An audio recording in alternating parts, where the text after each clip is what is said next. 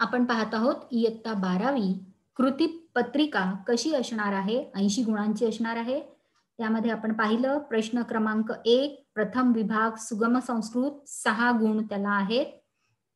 दुसरा विभाग पद्य 12 गुण त्यामध्ये आहेत. आपण पाहिलं की 2 पद्यांश म्हणजे 2 पाठांपैकी पद्य उतारे आपल्याला येणार. त्यावर अवबोधन, पृथक्करण आणि शब्दज्ञान या कृती विचारल्या जाणार. आणखीन एक पद्य उतारा आपल्याला येणार, त्यावर आपण अन्वयपूर्ती लिहिणार किंवा माध्यम भाषेत सरळ अर्थ लिहिणार. अशा प्रकारे एकूण 5 पद्य उतार्यांपैकी 3 उतार्यांवर आपल्याला काही ना काही प्रश्न अवश्य येणार. तृतीय विभाग गद्यम 9 गुण, 3 पाठ आहेत. त्यापैकी एका पाठातला गद्यांश आपल्याला विचारला जाणार, ज्यामध्ये अवबोधन, शब्दज्ञान, पृथक्करण या कृती विचारल्या जाणार आणि उरलेल्या 2 पाठांमधली एक एक वाक्य माध्यम भाषेया ससंदर्भम स्पष्टीकुरुत या प्रश्नासाठी दिली जाणार. त्यापैकी कोणत्याही एका वाक्याचं उत्तर आपण लिहायचंय, ते 5 गुणांसाठी आहे. आपण पाहत होतो की त्यामध्ये आपल्याला मार्कांची विभागणी केलेली आहे. गुणांची विभागणी कशी केलेली आहे, तर 1 गुण दिलेल्या वाक्याचा सरलार्थ लिहा. 1 गुण दिलेलं वाक्य कोणत्या पाठातून घेतलं आहे त्याचं संस्कृत नाव लिहा. जर तो पाठ एखाद्या मूळ ग्रंथातून घेतला असेल तर त्या मूळ ग्रंथाचं आणि लेखकाचं नाव लिहा. यासाठी 1 गुण. 2 गुण स्पष्टीकरणाला, म्हणजे त्या वाक्याच्या बद्दल जी काही माहिती आपल्याला पाठातून मिळाली आहे ती सगळी सविस्तर वर्णन करा. आणि 1 गुण वैशिष्ट्यासाठी, ज्यामध्ये त्या वाक्याचं महत्त्व काय आहे ते स्पष्ट करा. Reference to context in medium language. There will be 2 sentences. We have to write any one. The division of marks is like this. We have to write the saral artha for 1 mark. We have to write reference, that is name of the lesson in 1 for 1 mark. For 2 marks, we have to explain the sentence in detail and moral or some speciality or some importance we have to write for 1 mark. आतापर्यंत आपण पद्य आणि गद्य विभागाचे जसे प्रश्न बघितले तसेच प्रश्न पुन्हा चतुर्थ विभाग हा नाट्य कलश यासाठी असणार आहेत. हा जो चौथा विभाग आहे त्यामध्ये आपल्याला 5 नाट्य उतारे दिलेले आहेत. या नाट्य उतार्यापैकी एखादा नाट्यांश दिला जाईल आणि त्याखाली अवबोधन आणि शब्दज्ञान या प्रश्नांसाठी 2-2 गुण आहेत. एका नाट्यांशाला 4 गुण असे 2 नाट्यांश दिले जाणार आहेत. प्रश्न क्रमांक 4 अ आणि प्रश्न क्रमांक 4 ब 2 नाट्यांश दिले जाणार आहेत आणि म्हणजे 5 पाठांपैकी 2 नाटकांवर असे उतारे दिले जाणार आणि त्याखाली अवबोधन, शब्दज्ञान आणि पृथक्करण याचे कृती प्रश्न असणार आहेत. आपण पाहिलं आहे अवबोधन, पृथक्करण आणि शब्दज्ञानाला कोणत्या कृती असतात ते आपण पाहिलेलं आहे.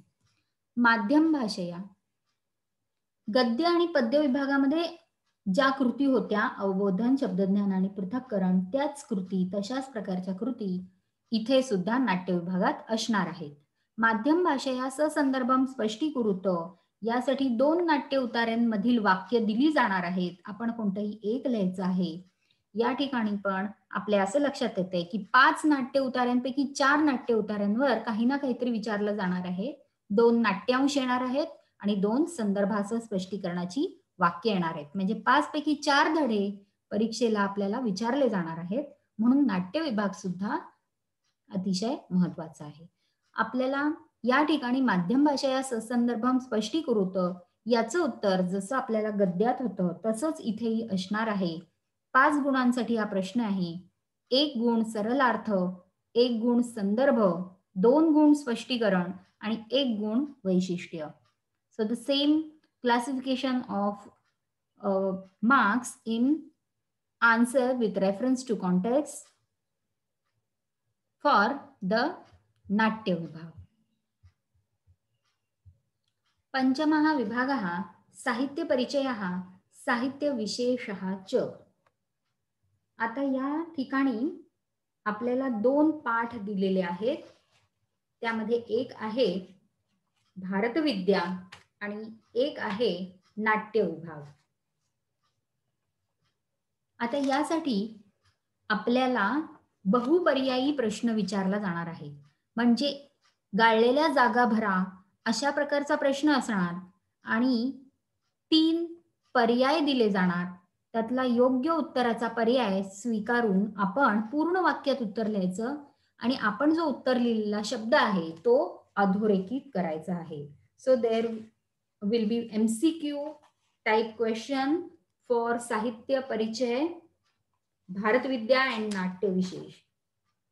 आपल्याला चतुर्थ मंडलामध्ये भारतविद्या आणि नाट्यविशेष या पाठांनंतर जो भाषाभ्यास दिला आहे त्यामध्ये अशा प्रकारचे प्रश्न दाखवलेले आहेत. पान क्रमांक 64 64 पानावर गाळलेल्या जागा भरा असे प्रश्न आहेत आणि प्रत्येक वाक्यासाठी 3 पर्याय दिलेले आहेत.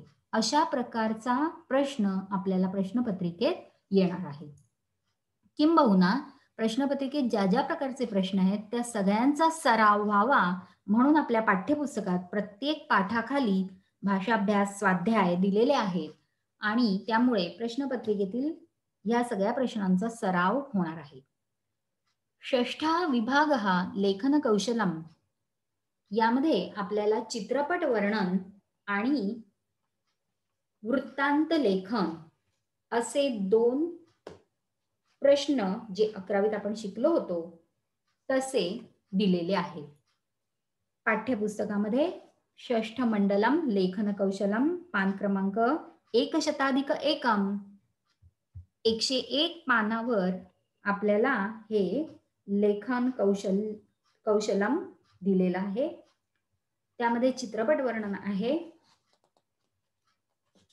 चित्रपट वर्णनामध्ये आपल्याला जसं आपण मगाशी म्हटलं MCQ किंवा गाळलेल्या जागा भरा असतं त्याप्रमाणे एक परिच्छेद दिला जाईल, रिक्त स्थाने असतील आणि खाली मंजुषेमध्ये शब्द दिले जातील. आपल्याला ते मंजुषेतले शब्द योग्य जागी लिहायचे आहेत आणि अशा प्रकारे चित्रपट वर्णन पूर्ण करायचं आहे. यानंतर या प्रश्नाला 8 गुण आहेत आणि त्या प्रश्नाला पर्याय दिला आहे, ऑप्शन दिला आहे वृत्तांत लेखन.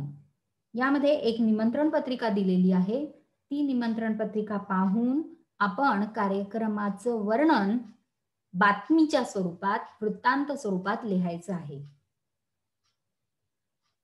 We have to write चित्रपट वर्णन in the form of fill in the blanks.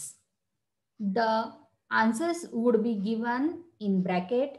We have to place them in right sentences and we have to write the whole paragraph. We have to underline the answers. आपल्याला चित्रपट वर्णनाचा पूर्ण परिच्छेद लिहायचा आहे, नुसते उत्तराचे शब्द नव्हे. पूर्ण परिच्छेद लिहायचा आहे. आपण जी उत्तर लिहितो तिथे आपल्याला अधोरेखित करायचं आहे. वृत्तांत लेखनामध्ये दिलेली निमंत्रण पत्रिका आपल्याला पुन्हा लिहायचं कारण नाही. निमंत्रण पत्रिका लिहायची नाही, पण वृत्तांत हा एका परिच्छेदाच्या स्वरूपात, बातमी जशी असते, बातमी कशी परिच्छेदाच्या स्वरूपात असते तशा पद्धतीने परिच्छेदामध्ये उत्तर लिहायचं आहे. आता ह्याला पर्याय आहे, म्हणजे एक तर तुम्ही चित्रपट वर्णन लिहा किंवा तुम्ही वृत्तांत लेखन करा किंवा त्याला आणखीन एक पर्याय आहे, दिलेल्या विषयांपैकी एका विषयावर 8 ते 10 वाक्यांमध्ये निबंध लिहा. यासाठी 3 विषय दिले जाणार आहेत. त्यापैकी कोणताही एक विषय घेऊन तुम्ही निबंध लिहू शकताय. विषय कोणते ते अगोदरच आपल्याला सांगितलेलं आहे, त्यामुळे वर्षभर आपल्याला या विषयांची तयारी करता येईल, म्हणजे निबंध लिहून तयार ठेवता येतील, सराव करता येईल आणि मग कोणतेही 3 विषय आले की त्यातला एक निबंध आपण लिहू शकू. अशा प्रकारे या 8 मार्कांसाठी 3 पर्याय आहेत. त्या 3 पर्यायांपैकी आपण 3 पर्यायांपैकी आपण 2 पर्याय लिहायचे आहेत. पुन्हा बघूया एकदा. प्रश्न 6 षष्ठा विभागः लेखन कौशलम. खाली 3 पर्याय दिलेत. चित्रपट वर्णन करा, वृत्तांत लेखन लिहा किंवा निबंध लेखन करा. या 3 पैकी 2 पर्याय लिहायचे. प्रत्येक पर्यायाला 8 गुण आहेत. 2 पर्याय लिहिल्यावर आपल्याला 16 गुण मिळणार आहेत आणि म्हणून लेखन कौशलम 16 गुणांसाठी हा प्रश्न आहे. यानंतर सप्तम विभाग हा भाषाभ्यास. यामध्ये आपल्याला नामतालिका, समास तालिका हा जो अभ्यास आपण गेल्या वर्षी सुद्धा असा अभ्यास केला होता. आपल्या पाठ्यपुस्तकामध्ये सप्तम मंडलम परिशिष्टम यामध्ये आपल्याला दिलं आहे नामतालिका कशी पूर्ण करायची आहे, समास तालिका कशी पूर्ण करायची आहे हे आपल्याला तिथे दाखवलं आहे. आता हे प्रश्न सोडवत असताना या तालिका म्हणजे टेबल्स आखून घेणं आवश्यक आहे. नामतालिका, समास तालिका आपल्याला दिलेले आहेत. त्यामध्ये ज्या रिकाम्या जागा आहेत तिथे आपण योग्य उत्तर लिहून पूर्ण करणार आहोत. ते रिकाम्या जागा आपण जेव्हा भरतो तेव्हा ते अधोरेखित करणार आहोत. 8 जागा असतील त्यातील 6 लिहायचे आहेत. 6 उत्तरांसाठी 3 गुण मिळणार आहेत. तद्धितांत किंवा कृदंत यासाठी आपल्याला स्तंभपुरण म्हणजे आपल्याला अनेक शब्द दिलेले असतील, 8 शब्द दिलेले असतील. आपल्याला एक टेबल तयार करायचंय, तालिका काढायची. एका बाजूला तद्धितांत, एका बाजूला कृदंत. दिलेल्या शब्दांपैकी जे तद्धितांत आहेत ते तद्धितांत या रकान्यामध्ये लिहा आणि जे कृदंत आहेत ते कृदंत या रकान्यामध्ये लिहा. समानार्थक शब्दम लिखत आपल्याला 8 शब्द विचारलेले असतील त्यापैकी 6 लिहायचे, 3 गुण. हे समानार्थक शब्द आपण अमरकोशातूनच लिहायचे आहे.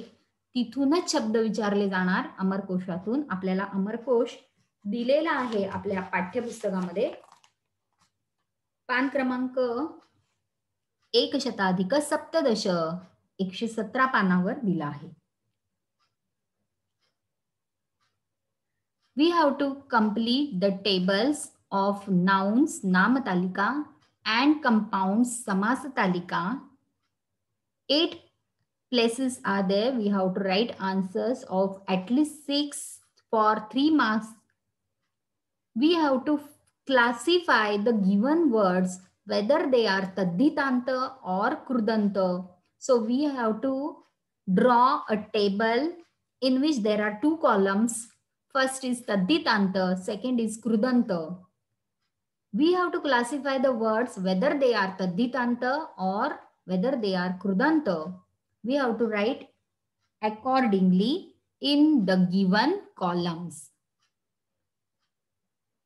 Then we have to write synonyms. These words are from the Amarkosh and we have to write the synonyms from Amarkosh only.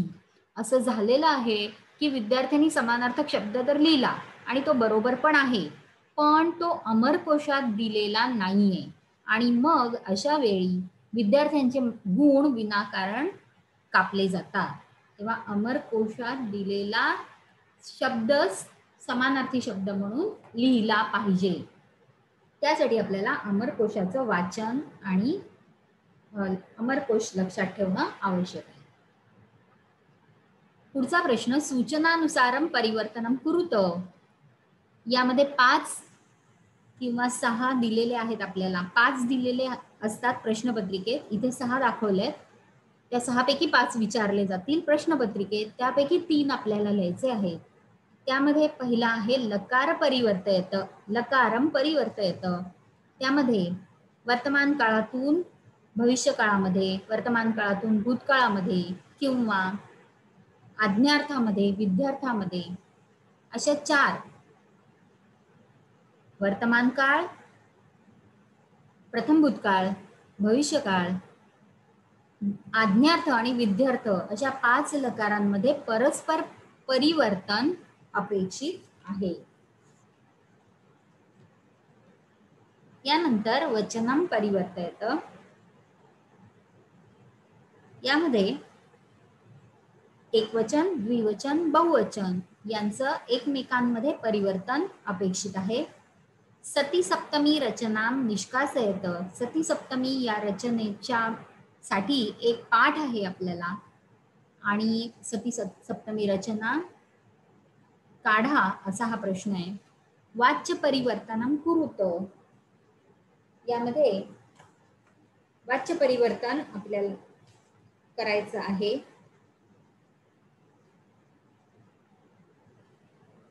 उपपद विभक्ते हे यथापेक्षम रूपम योजयत.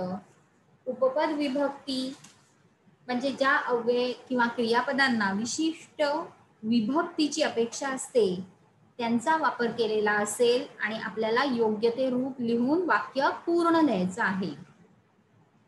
पूर्वकालवाचक धातू साधित अव्ययम निष्कासयत किंवा योजयत या प्रश्नामध्ये त्वांत लबंत अव्यय वापरा किंवा काढा असा हा प्रश्न. यापैकी 5 विचारले जातील, त्यापैकी 3 ची उत्तर आपण लिहायची आहे. So there are 6 options given here, from which 5 will be asked in the question paper. We have to attempt any 3. लकारम परिवर्तयत. पहा पान क्रमांक 118, 1/18 तमं पृष्ठम सूचनानुसारम परिवर्तनम लट लंग लोट विधिलिंग एकमेकांमध्ये परिवर्तन अपेक्षित आहे. वचन परिवर्तयत यामध्ये एकवचन, द्विवचन, बहुवचन, सिंग्युलर, ड्युअल अँड प्लुरल. सती सप्तमी रचना, we have to remove it. वाच्य परिवर्तन, we have to make वाच्य परिवर्तन कर्तरी and कर्मणी. उपपद विभक्ति are those gerunds, indeclinables and those verbs which expect a particular vibhakti. We have to write correct form of it. We have to write the full sentence and we have to underline our answer. And पूर्वकाल वाचक धातु साधित त्वांत लबंत अव्यय we have to remove or we have to add. And या सगळ्या प्रश्नांचा सराव करण्यासाठी आपल्याला इथे पाठ्यपुस्तकामध्ये वाक्य दिलेली आहेत, त्यांचा सराव आपण केला की आपल्याला ही उत्तरं लिहिता येतील. या सप्तम विभागात एकूण 5 उपप्रश्न आहेत, त्यापैकी 4 उपप्रश्न आपण लिहायचे आहेत आणि आपल्याला या 4 साठी प्रत्येकी 3 या प्रकारे आपल्याला 12 गुण मिळणार आहेत. यानंतर अष्टम विभाग हा अपठितम. यामध्ये संस्कृत वाक्यानां माध्यम भाषया अनुवादम कुरुतो. आपल्याला काही वाक्य दिलेली असतील आणि त्या वाक्यांचं मराठी किंवा इंग्रजीमध्ये आपलं जे माध्यम आहे त्यानुसार आपण सरलार्थ किंवा अनुवाद लिहायचा आहे. 6 वाक्य दिलेली असली तर त्यापैकी 4 लिहायची. 4 गुणांसाठी हा प्रश्न आहे.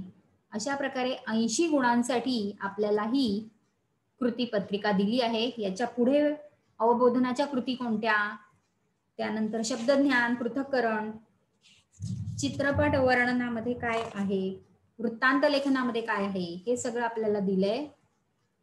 यामध्ये शेवटचा भाग होता निबंध लेखनाचा, की निबंध लेखनासाठी विषय ठरवून दिलेले आहेत. मित्रम प्रीती रसायनम, परोपकारः, मम प्रियः अभिनेता, मम प्रियः ऋतुः, मम प्रियः क्रांतिवीरः, मया अनुभूता आपत्तिः, भारतविद्या, महाराष्ट्र देशः. हे 8 विषय आपल्याला दिले आहेत लेखी परीक्षेसाठी निबंध लिहायला. आपण या 8 विषयांची तयारी करून ठेवूया, म्हणजे लेखी परीक्षेसाठी आपल्याला निबंधांचा ऑप्शन सहज लिहिता येईल. यातले कोणतेही 3 विचारले जातील. आपण एकावर निबंध लिहायचा आहे. हेच 8 विषय आपण तोंडी परीक्षेसाठी ठेवले आहेत. या 8 विषयांपैकी या 8 विषयांची ही जी नावं आहेत निबंधांची, त्या लिहिलेल्या चिठ्ठ्या तयार केल्या जातील. आपण जी चिठ्ठी उचलू त्यामध्ये जो विषय असेल त्या विषयाचं भाषण तोंडी परीक्षेत आपण म्हणून दाखवणार आहोत. त्यासाठी आपल्याला 5 गुण मिळणार आहेत. अशा प्रकारे हे 8 विषय तयार केले की तोंडी परीक्षेचे 5 गुण आणि लेखी परीक्षेतले 8 गुण आपल्याला नक्की मिळणार आहेत. अशा प्रकारे आपण लेखी आणि तोंडी परीक्षेची तयारी आपल्या पाठ्यपुस्तकाच्या मदतीने करणार आहोत.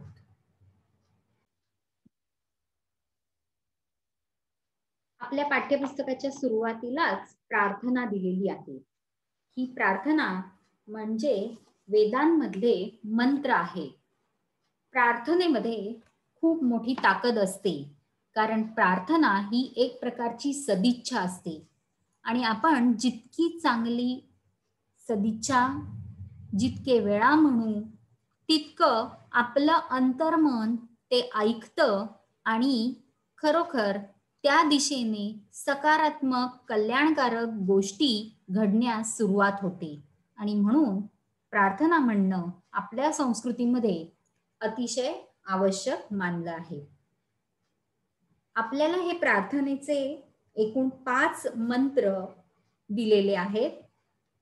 यांचा उपयोग आपल्याला आयुष्यभर तो होणारच आहे, परंतु आता या आपल्या इयत्ता 12वीच्या वर्षामध्ये सुद्धा या 5 श्लोकांचा वापर आपण तोंडी परीक्षेसाठी करू शकणार आहोत.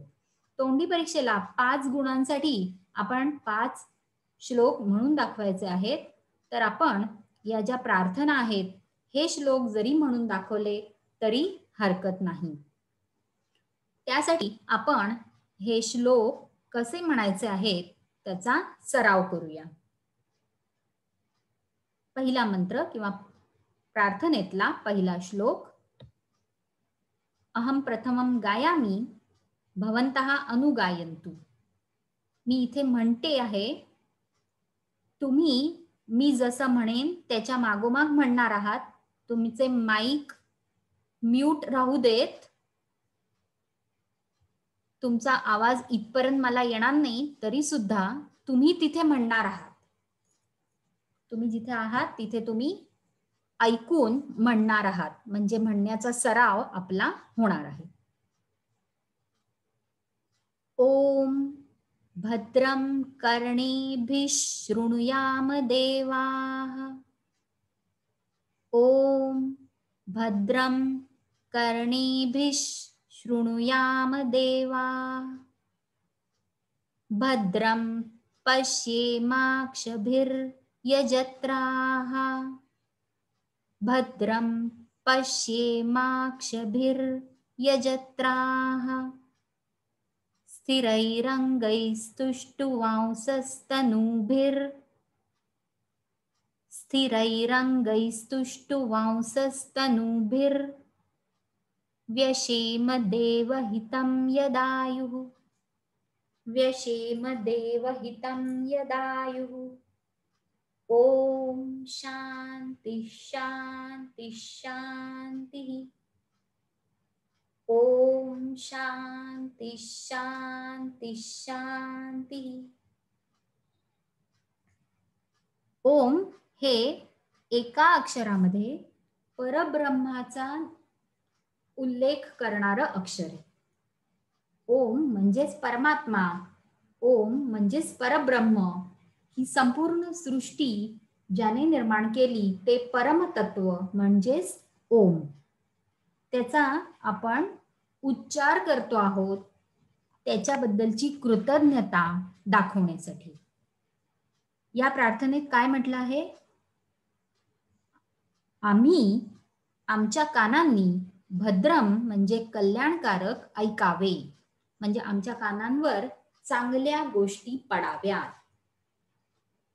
हे देवांनो, आम्ही आमच्या डोळ्यांनी, अक्षभी डोळ्यांनी, भद्रम पश्येम, जे चांगलं असेल, कल्याणकारक असेल ते पाहावं. आम्ही कसे आहोत? यजत्राहा, आम्ही आहोत यज्ञ करणारे. यज्ञ म्हणजे काय? यज्ञ म्हणजे दुसऱ्यासाठी केलेला त्याग. जर आम्ही दुसऱ्यासाठी काही करणारे आहोत, जर आम्ही परोपकार करणारे आहोत, दुसऱ्याच्या कल्याणासाठी काही करणारे आहोत, तर आमच्या कानांनी चांगल्या बातम्या ऐकाव्यात, आमच्या डोळ्यांना चांगलं पाहायला मिळावं. स्थिरही अंगही, आमचे सगळे शरीराचे अवयव, मग ते बाह्य अवयव असो, शरीराच्या अंतर्गत अवयव असोत, ते स्थिर असावेत, ते दृढ असावेत, ताकदवान असावेत. तुष्टुवांसस्तनूभिः, आमचं शरीर ताकदवान असावं, धष्टपुष्ट असावं, आरोग्य संपन्न असावं, म्हणजे कोणत्याही व्याधी आणि कोणत्याही अपघात यांना आम्ही बळी पडू नये. आणि मग अशा चांगल्या शरीराने आम्ही व्यशेम देवहितम यदायुः, देवांना हितकारक म्हणजेच सज्जनांना हितकारक, कल्याणकारक असं आयुष्य आम्ही व्यतीत करू, असं आयुष्य आम्ही घालवू. म्हणजे चांगली कामं करत, दुसऱ्याला मदत करत, परोपकार करत, सर्वांच्या कल्याणासाठी जे चांगलं असेल ते करत आम्ही आमचं आयुष्य व्यतीत करू. So in this verse, Om is the supreme power. It is said that we should listen good things by our ears. We should observe, we may observe good things by our eyes. We are yajatraha, that is, we sacrifice, we help others, we do things for the well-being of others. And then we may listen good things, we may observe good things. Our limbs, our organs should be firm, strong, capable, and our bodies should be well nourished, healthy, and such type of body will defend any kind of virus. We will live a life with our bodies, such a strong body. For what purpose? For the well-being of good people. Om Shanti शांती शांती असं त्रिवार म्हणण्याचं कारण काय आहे? तर सर्व प्रकारच्या ज्या क्लेश, कष्ट, दुःख या सगळ्यांचं निवारण व्हावं आणि सर्वत्र शांती असावी. ही शांती आधिदैविक, आधिभौतिक, आध्यात्मिक अशा 3 प्रकारचं म्हटलं जातं. 3 क्षेत्र की जे या सृष्टीमध्ये आहे, या जगातलं आहे. आधिभौतिक, आधिदैविक म्हणजे जे आपल्या आकलनाच्या पलीकडचं आहे, आणि आध्यात्मिक म्हणजे जे मन आणि आत्मा यांच्या पातळीवरचं आहे. अशा सगळ्या क्लेशांचं निवारण व्हावं आणि सर्वत्र शांती असावी. So there are various fields, the mental health, the spiritual, physical, and for the universe. So for all those fields there should be peace. दूसरा मंत्र आहे ओम भूर्भुवः स्वः, ओम भूर्भुवः स्वः, तत्सवितुर्वरेण्यं, तत्सवितुर्वरेण्यं, भर्गो देवस्य धीमहि, भर्गो देवस्य धीमहि, धियो यो नः प्रचोदयात्, धियो यो नः प्रचोदयात्. यालाच आपण गायत्री मंत्र असं म्हणतो, कारण गायत्री या छंदामध्ये हा मंत्र आहे. हा मंत्र आहे सविता या देवाचा, म्हणजे सूर्यदेवाचा. यामध्ये असं म्हटलंय, ओम हे परब्रह्माला उद्देशून म्हटलंय भूहू म्हणजे ही पृथ्वी, भुवाहा म्हणजे अंतरिक्ष, स्वहा म्हणजे स्वर्ग, या तीनही लोकांचा उल्लेख केला आहे. त्या सविता म्हणजे सूर्याचे, वरेण्य म्हणजे श्रेष्ठ, असं जे भर्ग म्हणजे तेज आहे, त्या सविता या देवाचं ते तेज, आम्ही त्या तेजाचं ध्यान करतो, तेजाची उपासना करतो. जो यहा नहा आमची बुद्धी धियहा प्रचोदयात, त्या बुद्धीला प्रेरणा देतो. आमच्या बुद्धीला प्रेरणा देणाऱ्या सूर्यदेवाच्या तेजाची आम्ही उपासना करतो. आपल्या देशाचं नाव भारत आहे. भा म्हणजे हे सूर्याचं तेज, त्या तेजाच्या उपासनेत मग्न असलेला, म्हणून आपल्या देशाचं नाव भारत आहे. तेव्हा हा आपला सूर्य मंत्र. So here it is said, Om is the supreme power, Bhuhu is the earth, Bhuaha, space, Swaha, the heaven. The Lord Savita, that is the Lord Sun. We meditate, Dhimahi, the luster, Bhargaha, of the great luster, the Varenyam, Bhargaha, of that sun. And he inspires our intellect. अशा प्रकारे आज आपण 2 मंत्र कसे म्हणायचे हे पाहिलं. उद्या आपण या पुढचे 3 मंत्रही पाहणार आहोत आणि ही प्रार्थना आपण पाठ करायची आहे, म्हणजे आपल्याला दररोज म्हणण्यासाठी सुद्धा हे मंत्र, ही प्रार्थना अतिशय लाभकारक आहे.